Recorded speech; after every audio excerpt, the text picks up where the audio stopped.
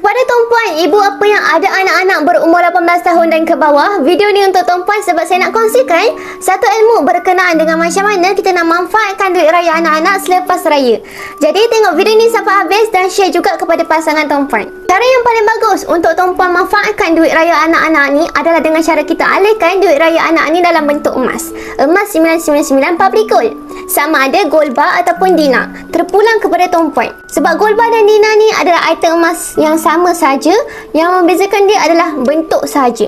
Yang gold bar ni bentuk dia petak dan dinar adalah bentuk dia bulat. Bila kita alihkan duit raya anak-anak ni dalam bentuk emas, khususnya untuk dijadikan sebagai dana pendidikan anak-anak, bila mereka nak sama belajar ke mana-mana IPT, nanti sama ada IPTA ke, IPTS ke, college ke, ataupun politeknik dan sebagainya. Jadi saving yang kita buat dalam bentuk emas ni, daripada sekarang dalam tempoh 2-3 tahun akan datang, confirm harga emas akan meningkat. Dengan cara inilah tuan-puan, bila mereka nak sama belajar ke mana-mana IPT, waktu tu kita boleh jual emas ni. InsyaAllah kita dah dapat untung dah. Dan anak-anak ni kita boleh belajar tanpa buat hutang.